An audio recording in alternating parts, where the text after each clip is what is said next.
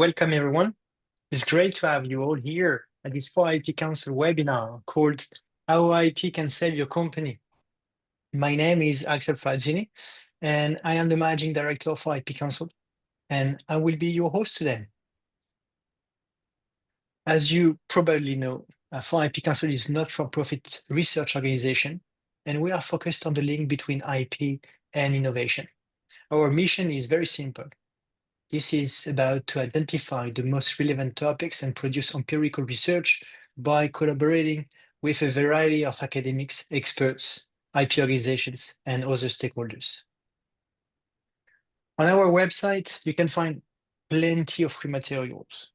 For example, you have studies, you have summaries of relevant papers, recordings of the webinars, such as this one, and podcast interviews with inventors, entrepreneurs, and IP disseminators.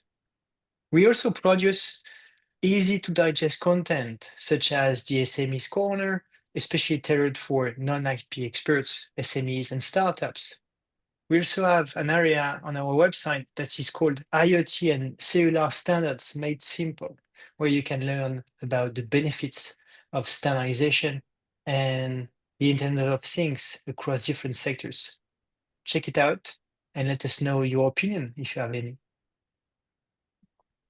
We have recently launched a new area called AI and intellectual property rights, with guides, videos, papers, interviews to help you understand how AI is revolutionizing the way we live, work, and create, but also the pressing questions raising about intellectual property rights.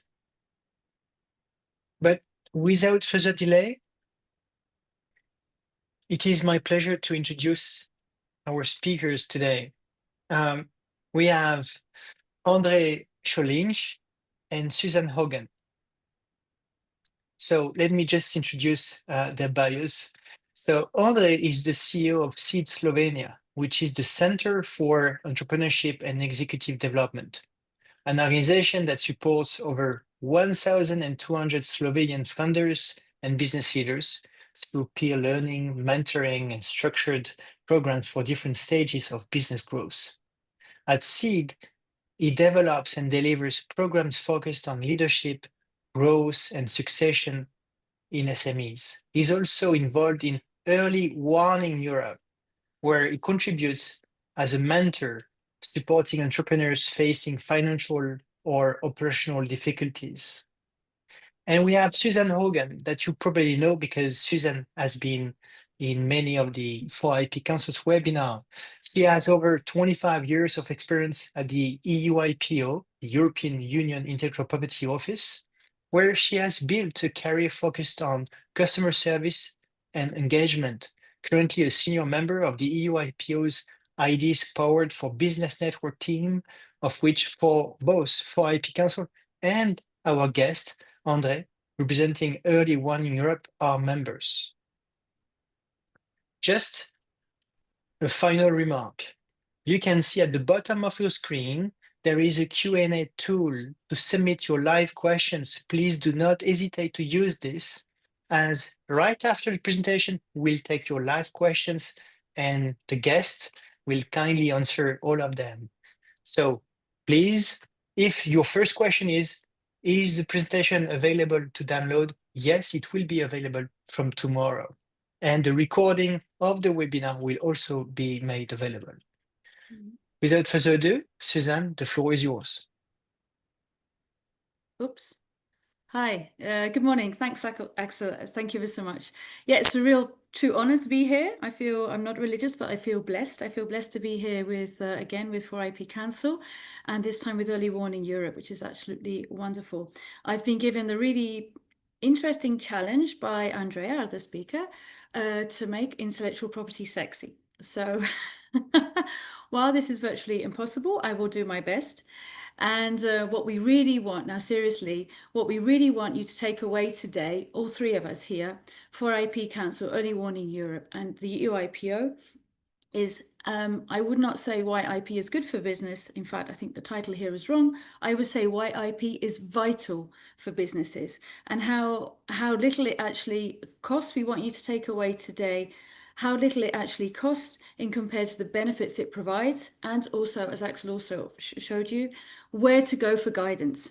Now, too many startups and SMEs really underestimate the value and the impact of IP, and they wait until they're on the verge, as early warning Europe will tell you, we're on the verge of infringement, when they have missed opportunities, business loss, and by doing so, they really increase the likelihood of joining the ranks of RIP ranks of these numbers here, where you see that only 18% of European SMEs don't survive their first year and 55% don't make it to their 5th birthday. Numbers, thank you, provided by Early Warning Europe. Now, these are the sort of numbers that the three of us here are actively combating. EUIPO and 4IP by raising awareness, and EUIPO as well. We also offer today I will offer you some of the support services that we have. And Early Warning Europe have business advisors such as Andrej, who's our speaker that will come on afterwards. And he's also a very successful businessman himself. So far, I've told they've helped over 15,000 SMEs across Europe. But you actually don't want to be on the verge of distress. You want to be ahead of that. And intellectual property is super important for all businesses, but I would say even more so for small businesses, for small and medium-sized businesses, because it's the only way, it's the only legal way of protection of rights. It can sometimes be the only asset that they have. And it also gives little fish, let's say, the opportunity, if there's a legal option, to beat big fish. And also by using intellectual property rights, it can also help them to grow, and in fact fly, become and not join these RIP ranks. Now, some positive numbers here is 93%. I love these numbers. Sorry, I can't show you. There they are, sorry. So 93% of SMEs that have registered intellectual property rights have a positive experience, a positive business experience, yeah? 36, and I jumped, not because I jumped purposely to 36%, achieved financial gains through registering their intellectual property rights. Now, the number I love the most is the one in the middle, and it's probably because it's more of interest for you as well, if you are representing a small and medium enterprise or you are one yourself. 68% of SMEs that own their own intellectual property rights have more revenue per employee than those that don't. So these are verified figures here. Now, what makes it even more, in my opinion, interesting is that 68% is part of an average. And in this average, you can see that large companies, the increase in revenue is by 18%, which is good. But look at the increase in revenue for SMEs per employee. It's incredible, the impact that it can actually have. So there again, I say intellectual property seems to be even more important for SMEs. It gives you the ability to really, or them the ability to really differentiate themselves on the market. It can boost a company's reputation, and it can allow it to enter into collaboration with other companies, expand its market share, and of course, increase the general turnover. So I'm going to continue. So I think you've got a bit of an idea now of why intellectual property rights. Sorry, I skipped a slide there. Sorry, I'm having troubles. So here's the slide before where I showed you that the 68% that I showed you is actually the number of SMEs, and large companies is 18%, while this is part of an average. Okay. Then to continue with this idea, I think you've got it, but the benefits really do continue. Having proper intellectual property rights can really help, as you can see here, boost a company's reputation and credibility. Take a photo of this one if you like now. It really helps you, businesses get access to finance.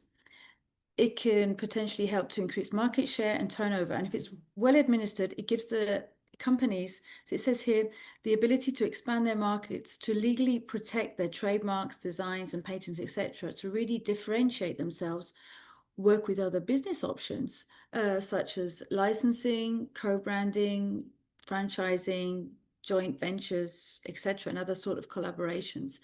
And from an investor's point of view, investors, it's a proven fact, are more likely to fund startups with protected intellectual property rights because it sort of signals to investors that the business has a long-term growth potential.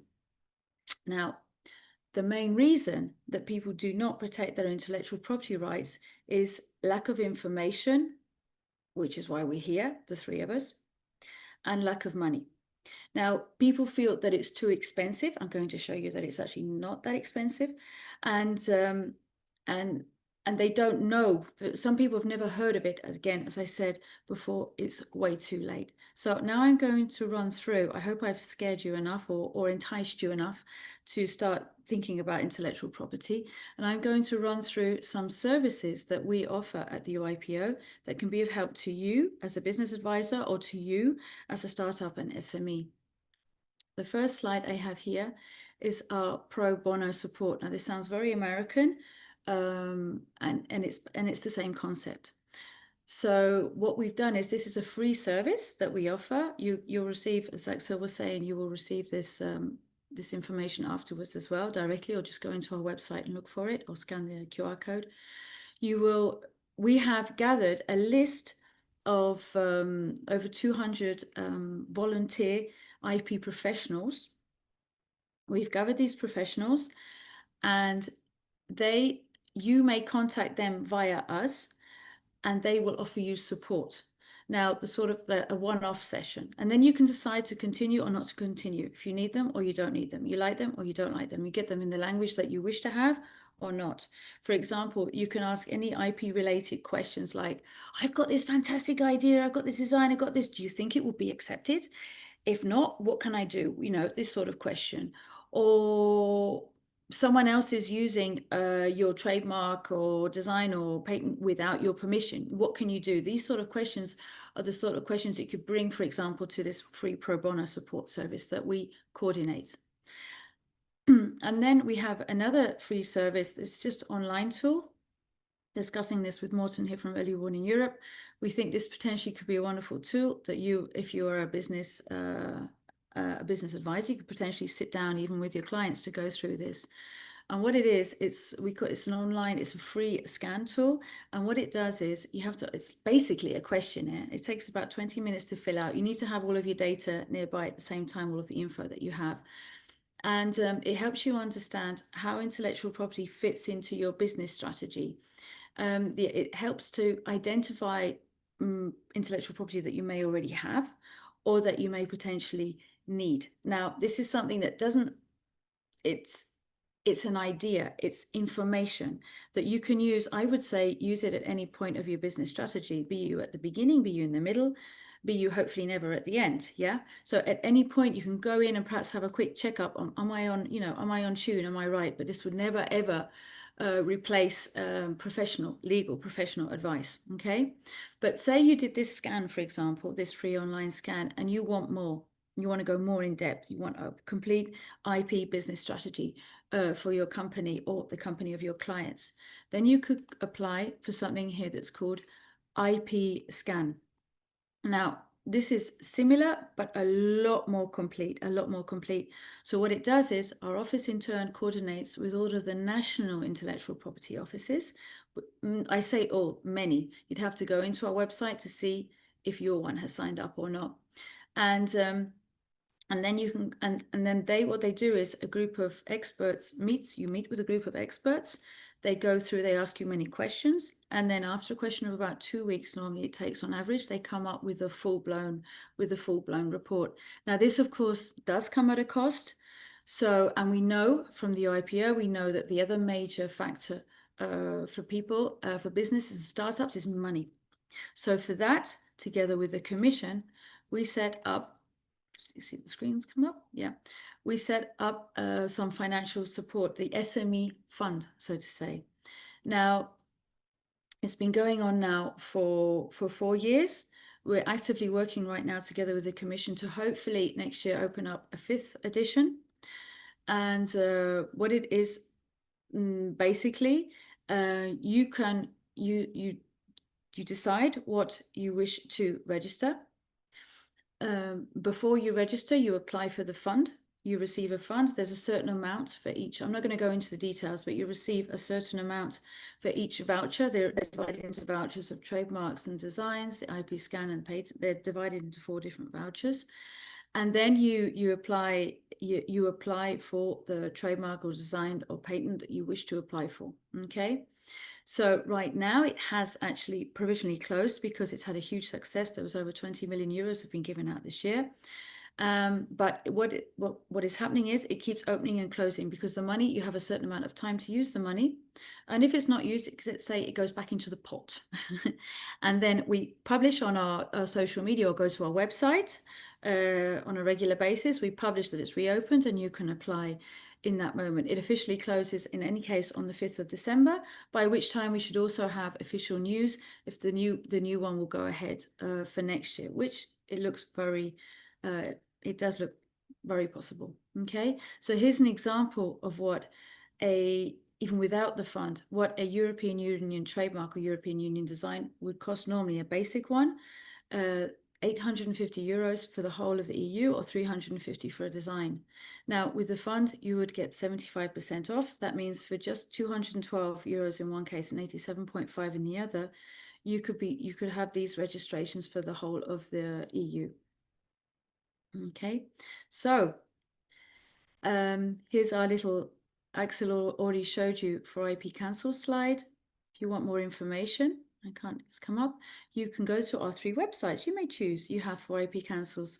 In this case, I selected the SME corner because today that is the main topic of the discussions here. And Early Warning Europe have very recently set up a one-pager in their website where they explain why IP is important for businesses, a bit of a recap of what I've just done now.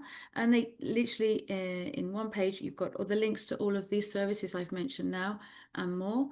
And of course, the page of the EUIPO, I've just selected the fund, but of course you can go, there's a lot more information there as well. So what steps to take? And with this, I finish already. What steps to take? I would say, don't wait. Don't wait till it's too late. Don't wait until you you already have an infringement and you have no self-defense. Don't miss out on those business opportunities or financing because you haven't already registered your rights. Get informed. Use our websites, as I said. Then if it's right, apply for the grant. If it's open, apply for the grant and register IP. I would say, please stay a step ahead, do it differently, and really just don't ignore IP and yeah, make your businesses grow. So that would be what I would say. Okay, so thank you and good luck.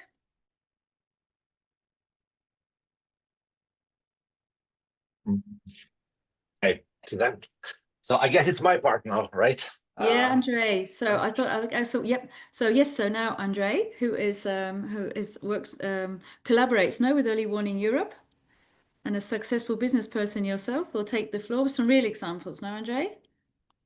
Yeah, thank you for the numbers. And I think this information you shared is really important. So there is support.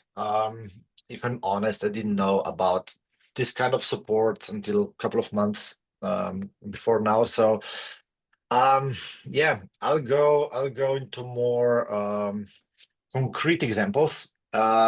So first, a few words about this part. So I will talk about fails and successes. I'm not a lawyer, so I'll try to do this as brutally honest as possible.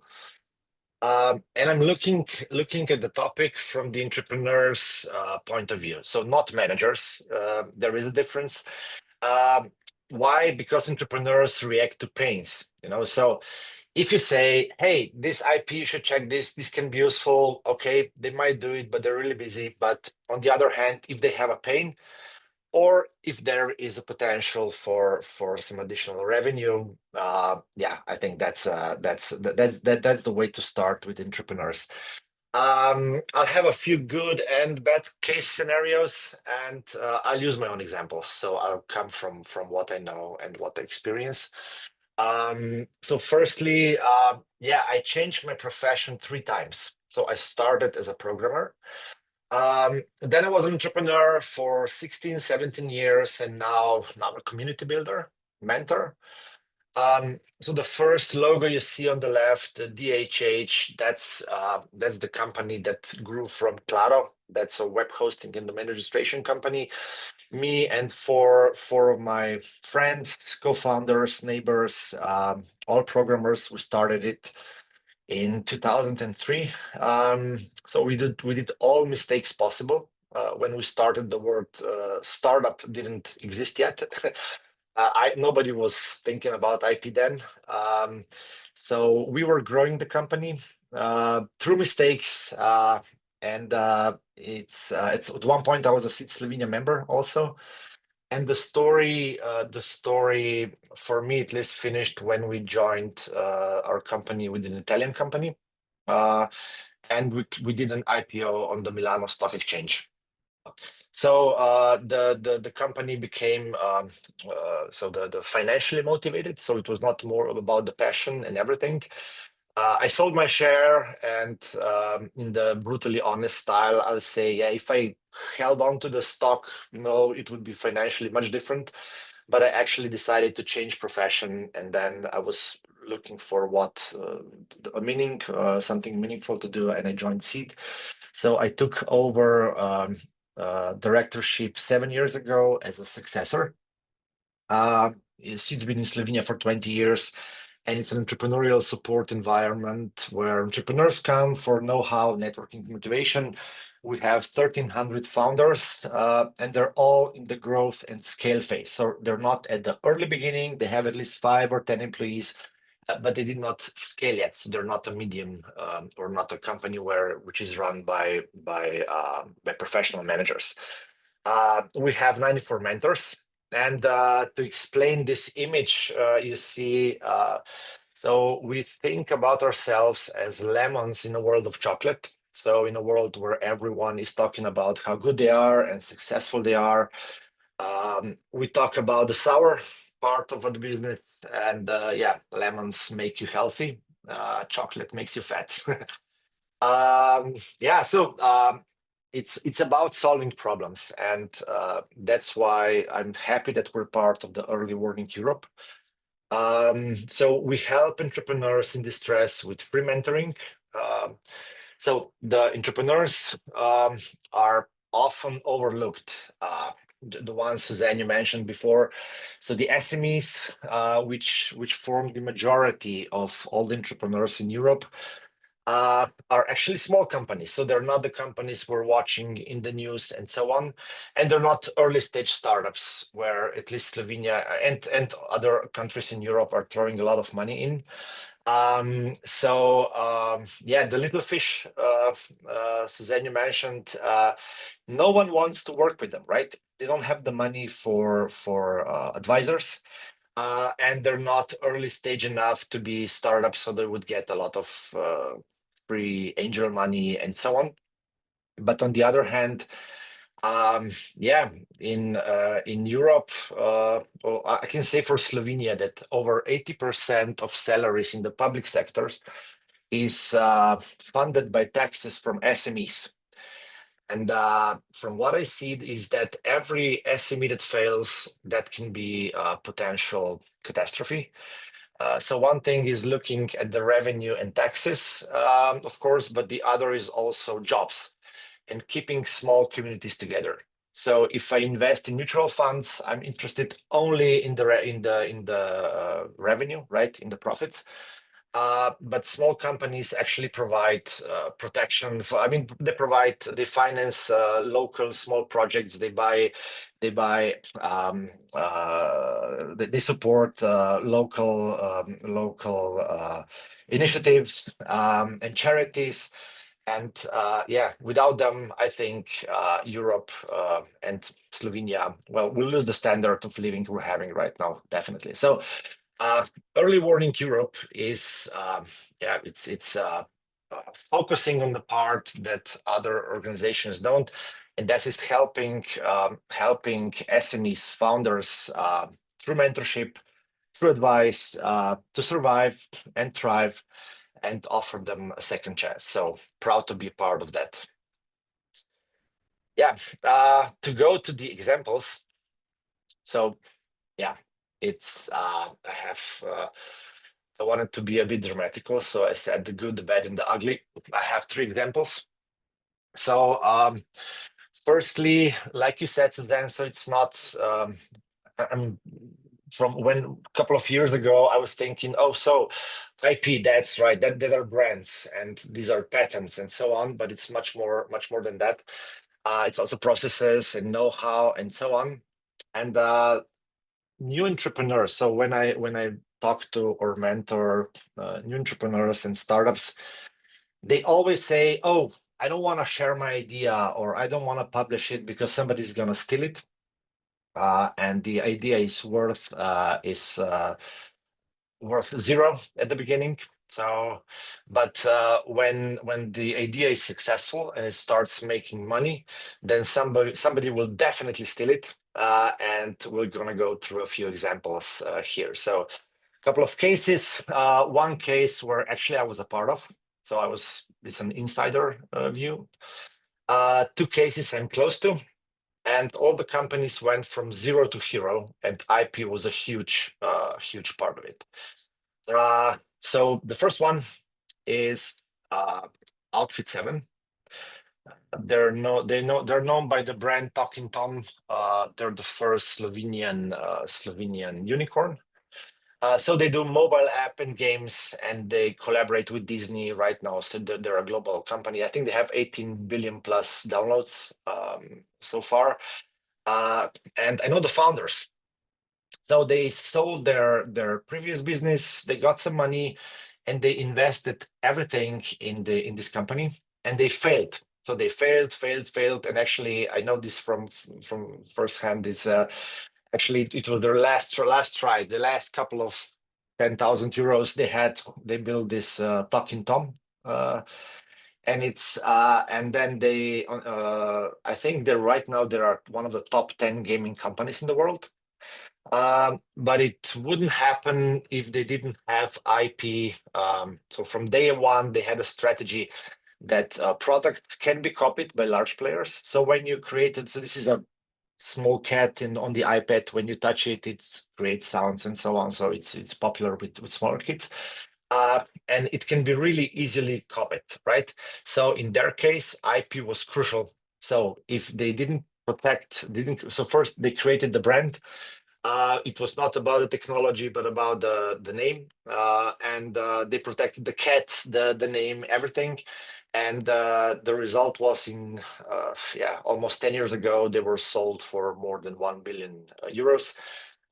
So that's the good part of the IP. So when they started, they didn't have a lot of money.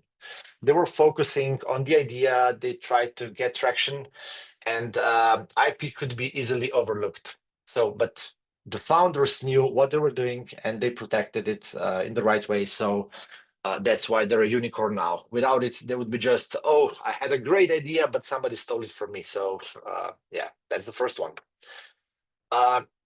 The second one is Hoodburger. It's a Slovenian local restaurant chain. It was founded by 2 students of economy during the crisis, so the economic crisis. And it's so they couldn't get a job. They said, hey, let's start making burgers and so on. They had a couple of thousand euros. So it was really small steps. And they got a partner. So they needed funding to open the first restaurant, and they got a partner. And actually, so when the business started going and media started writing about them, they had a great brand, great story, and everything. Actually, this partner stole everything. I mean, copied everything from them. So in their case, it was not the brand. It was the recipes, it was the processes, it was the first full burger chain, local craft burgers with craft beer in Slovenia.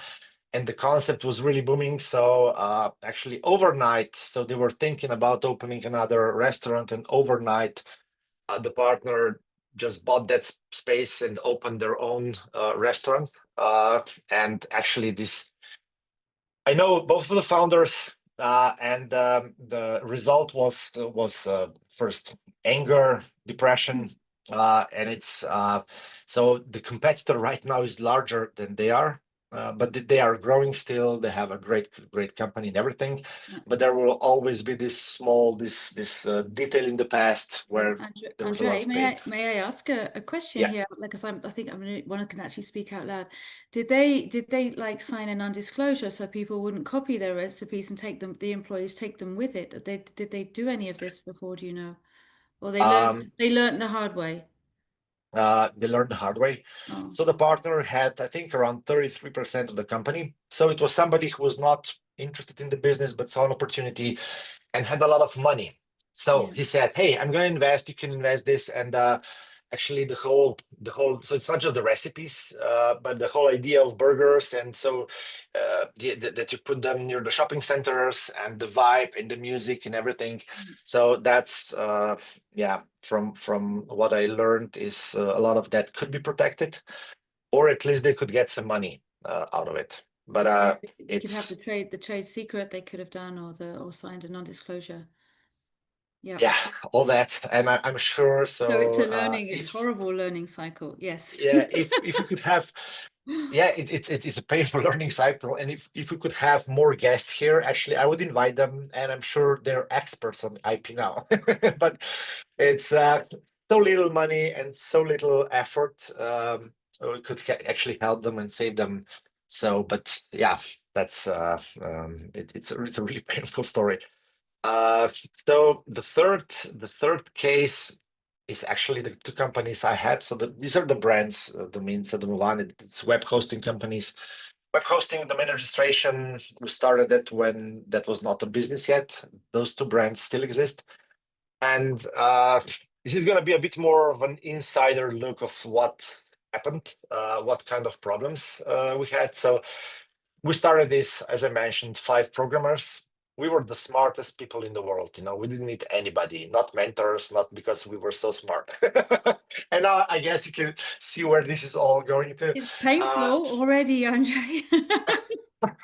God. so we failed a lot and so on, but we started getting traction. And my company was Domovanie, that's the second one. And Dominca was our largest competitor.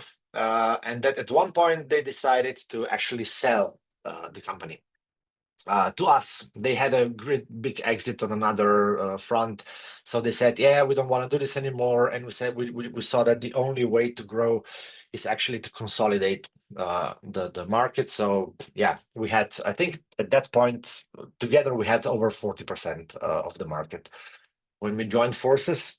And it's I'm not ashamed because it's an experience, but our one of the main drivers we had was ego, right? We were looking at these guys as enemies for 10 years, and buying them, we saw that as a win. And we failed to understand the importance of brands. So, yeah, we forgot that what we're doing. This is for profit as entrepreneurs, and so we thought, hey, we're gonna just join these two brands together, and Dominca will become Domovanie. So that was the idea, and we had a similar case with some other smaller competitors that we were buying. And it was wrong because the Dominca brand was stronger for first, and we learned that later that so two things: customers were attached to the brand, so just destroying one brand, and saying, "Hey, it's the same, right? It's the same people, the same servers, and so on."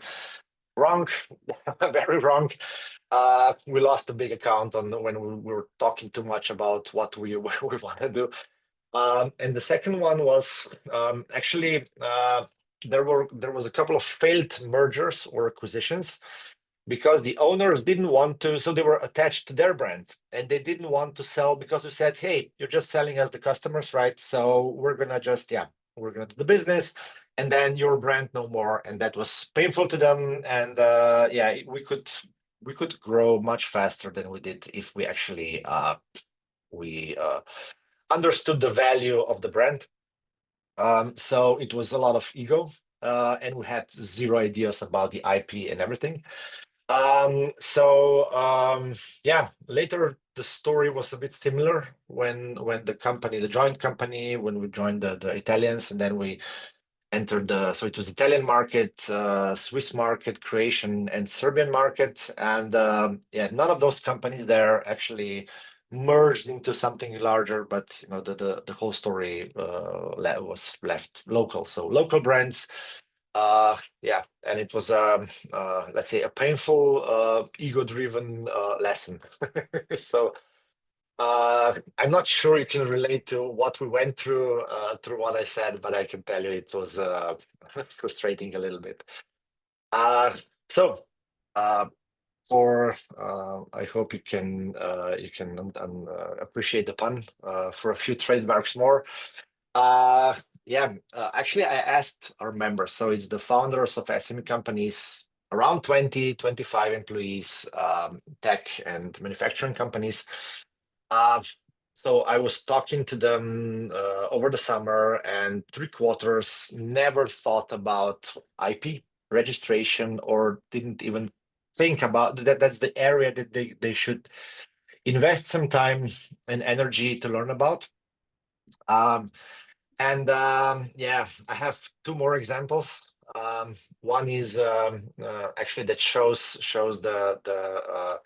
the power of IP or understanding this. So one is a Coin, that's a manufacturing companies.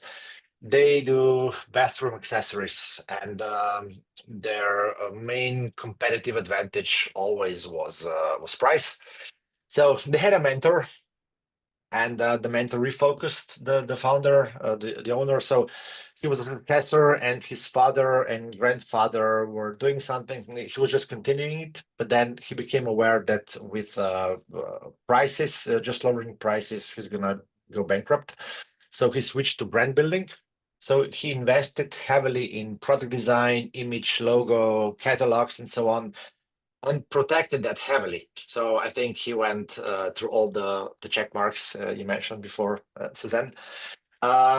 So he started selling to upscale hotels in other countries, and now he's mostly focused on protecting the brand, and he's investing in new designs and also protecting them. And actually, others are manufacturing right now, so he's not a manufacturer anymore. Yeah, and the CEED Slovenia is the latest example. So when we were talking, when preparing for this webinar, actually, it dawned on me that, yeah, our IP is the processes, the know-how, the programs we have. And actually, yeah, we are, right now, we're partnering with other organizations. And actually, in this case, if there was an attempt on a hostile takeover, I think it would be great to have IP protected. So yeah, a few examples and a couple of lessons here. So I think Suzanne, you mentioned most of them, but yeah, first one is it's not just protection. IP is not just protection. It can be a business weapon. So yeah. And it's I think the Outfit 7 story shows that. So there was protection, but also they knew that it's their main advantage. And in this part, knowledge is crucial. And 4IP Council can help, I'm sure, here. Then ignoring IP. Yeah, so it can be really painful later, as Hoodburger case shows. So it's about starting soon, educating yourself, and learning or knowing that when there is a conflict, it's too late. Because on the other side is usually somebody who knows how to take advantage of you not knowing anything about IP. And of course, if this doesn't work, there's always early warning Europe. But that's the last resort. Yeah, one more thing, IP is not a luxury. Most of the entrepreneurs think, oh yeah, when I'll be big and rich and I'll have a couple of €1,000, then I'll start protecting and doing patents and so on, but it's not true. And there are also, yeah, you can get money for that. So it's not a luxury. So we are founded by an American organization, and I see that in America, IP, the number of patents and everything, there is people have just more knowledge, and I think more knowledge is powerful in this case. So focusing only on protection and not monetization. Yeah, that's one thing is ego. The value of IP. So one thing is that you realize when you need it, and the other is also from the case of Domenza, Domovania. It's actually so when we didn't have much money, we had software, we had brand, and when we were doing our yearly turnover report, there was let's say we were afraid to have loss there, and that means you cannot have anything from the banks and so on. And actually we said, hey, our brand and our software are worth something, and that helped us to get a better result. So again, know-how and for IP Council can really help. Yeah, so much from my side. I hope it was useful. Very interesting. Thank you so much. I love the examples that you provided. I think that's good to illustrate. It talks more and people can feel more attracted. But let's get started with a few questions that we have received and prepared. Maybe that's for you, Andrej. How can a startup decide which parts of its intellectual property are truly worth protecting and which are not? Who can tell me that? So first, mentors can tell you that. So startups have access usually to a lot of mentors, and also there is Google, ChatGPT. So searching, for example, so a lot of information can be found. So if you're looking for a similar company, not necessarily the same product, but similar stage, similar type of product, it can be a software or an app. Yeah, this information can be found, and also this is from my side. It's usually entrepreneurs think, oh, what I'm doing right now, this is just an early alpha beta version, so I'm gonna be doing, I'm gonna think about IP when I have the perfect version, and that's too late. So just don't be shy, don't put yourself down, just start ASAP. Okay, so just imagine I'm a startup and I want to find a trademark. And that's a question for Suzanne. How many countries are actually covered with an EU trademark? Well, that's right. That's a very easy one, the 27. So in one registration, you have them all. And for the trademarks, it's 10 years, and you can renew indefinitely. And for designs, it's 5 years, and then you can renew a design up to 25 years. Okay, so I In pay one go, it's once and it 27 in one covers. go. Yeah. So you immediately open up your potential options for marketing and expanding horizons in one go. That's great. And just to follow up, Andrej, at what stage of growth should a company start investing in patents and trademarks, especially, in your opinion? So first, I'm going to just add something to my previous answer. Where you can get this information? So I'm learning this actually now, but it's for IP Council, right? There is free advice, and you can actually call somebody and ask them, right?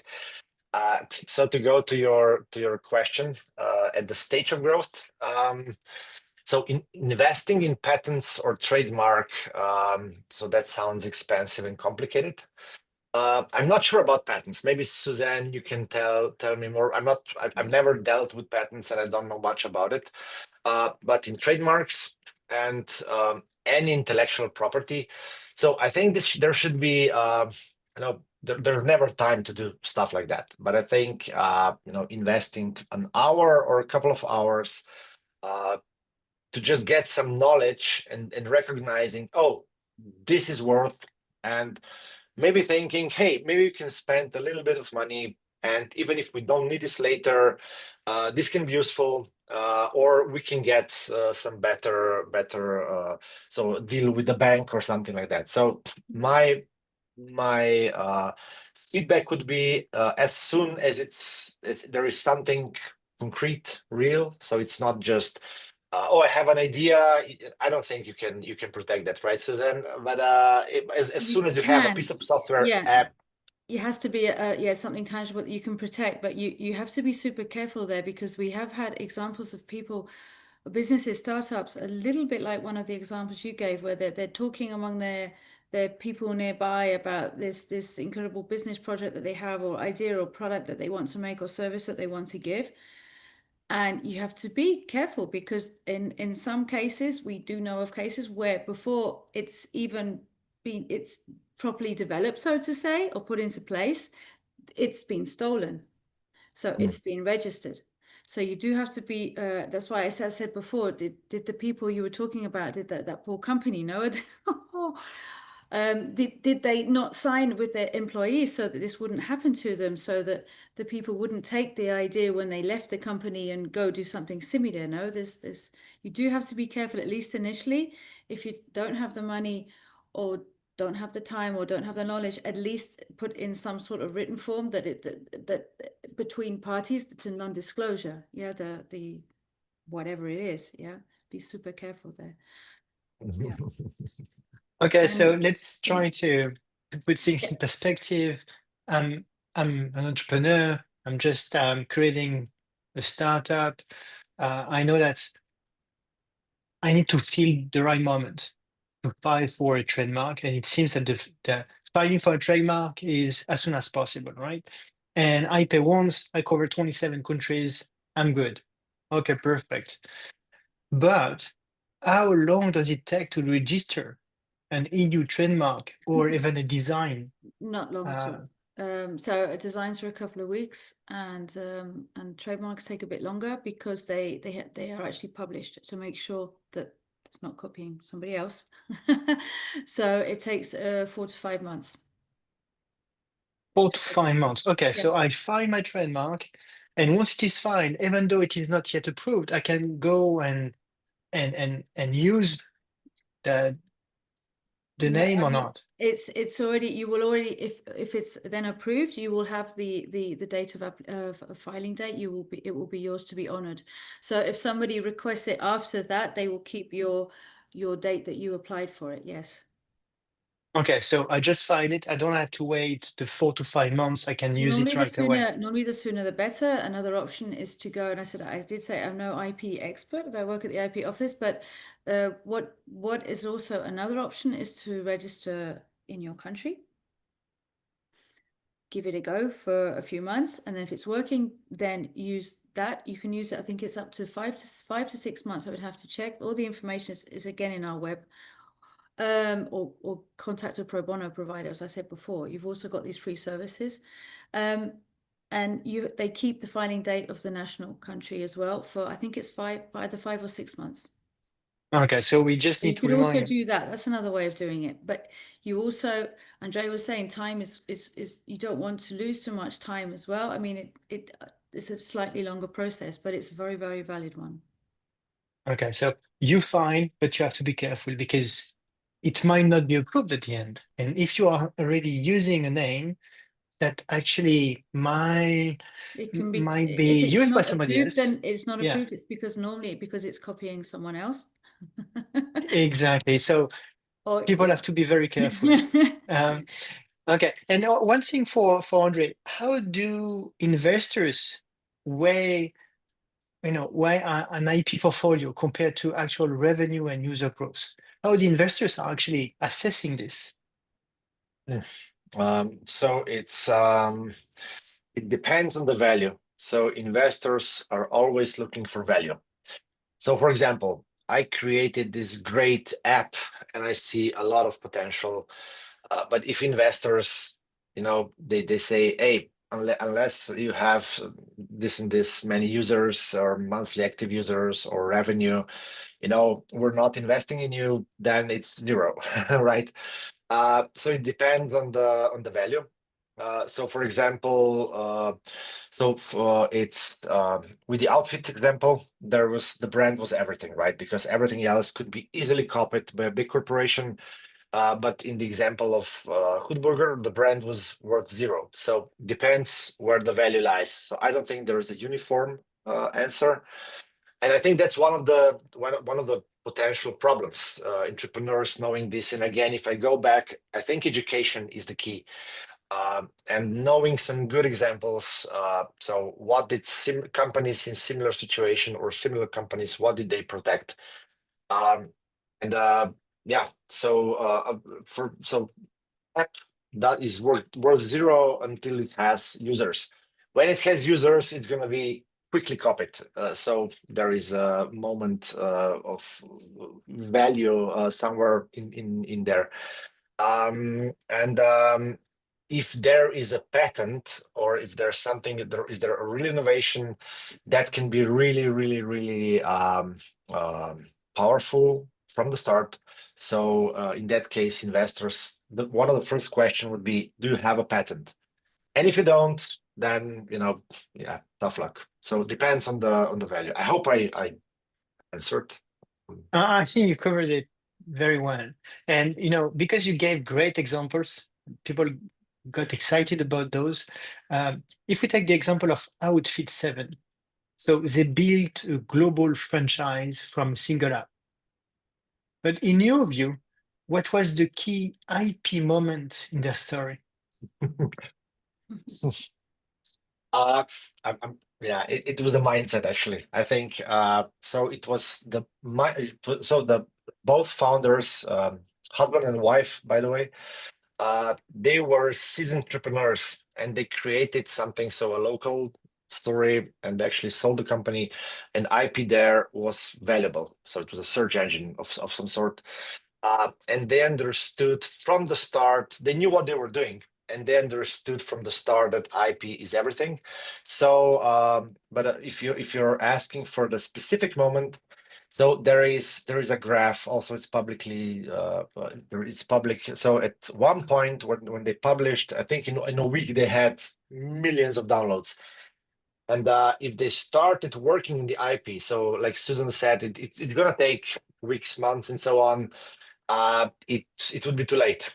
So I think in their case, they knew that they're not doing it's not the advantage is not in the code, but it's in the brand and the image and everything. And they bet. So they say, hey, if this works, we're gonna need IP. And they did it beforehand. So, and it was just their mindset.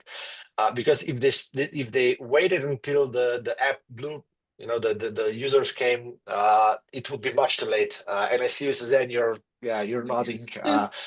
So it's education, and in this case, it's worth a couple of billion, I guess. I mean, yeah, euros. So. And then now that you are talking about timing, maybe that's more for Suzanne. If just imagine I'm a small company and I already applied for an EU trademark, can I still apply for the SME fund, or is that too late? I would love to say it's never too late, but but you first of all, in this case, it's been organized that you first of all apply for the fund. Then once you approve the fund, then you apply for the trademark, design, or patent that you wish to apply for. So it would be the other way around, but most companies normally need more than one anyway. So especially once they get rolling. Yeah, so it's always something to be kept in mind for the future, definitely. But if they've already applied, then or they already have one, then it's true. In this case, unfortunately, it's a bit too late. Yes.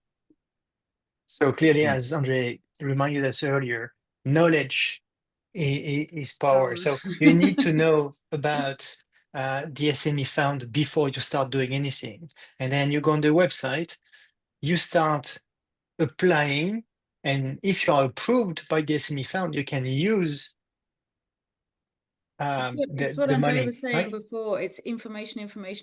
You need to be educated. And if you're not educated, what do? You go to a person who knows more in that field. So if you can't afford to go to a lawyer, which would be the ideal situation, then you say, okay, what free information do I have out here? There's a lot online, obviously, and we offer a couple of services to cover that we explained. But the information is the first. You do need to be educated in IP and understand that it has to be part of a business strategy. It can't be left on the side, because then you may be left on the side. Yeah, unfortunately. Okay. So go ahead, Andrej. Sorry, I have one more comment. I was you asked before. So when should startup or a company start thinking about IP? Right. There is one more use case. It was actually also mine. So if you're struggling with money, right? So if you have a company and the times are not really good, or if you're an early stage company. At one point, the bank will say, "Okay, so show me your numbers, right?" And they just look at the numbers and nothing else, right? At that point, it can be really useful to have some IP there, which is a number, so it's a value. So we have the brand is worth this and this and this much, and it's great to have this knowledge before before you're talking to the bank. And in that case, your accountant can help you show this value, but you need to have the knowledge. So I think that's also why everyone who starts a company, because nobody has money at the beginning, right? I mean, there is unless you're a hugely funded startup and so on, but 99% of companies don't have a lot of assets in the beginning, and they're trying and struggling.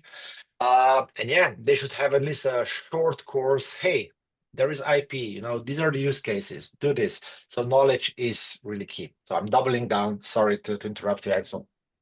No, that's very important. And earlier, you showed a QR code saying, "Oh, if you want to reach out for a pro bono advisor, just flash the QR code," and that will be part of the presentation once it will be published. So don't be scared about this. But if I am a lawyer, can I sign up as a pro bono advisor? Yes, yeah, of course you can. That would be wonderful. Axel, may we count on you? But people listening to yes. us could do it, so we have to Yes. spread the word. Yes, we're always looking for volunteers to be part of the pro bono scheme that we coordinate. Yeah, definitely. And obviously, the more the merrier. And I've spoken to some lawyers that have offered these services for a couple of years.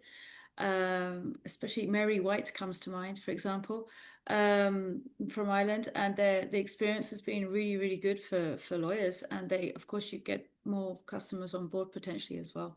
So yes, we did a webinar with Mary White some years ago, and she is really great. Yeah, To be honest, she knows how to explain things in a very simple manner.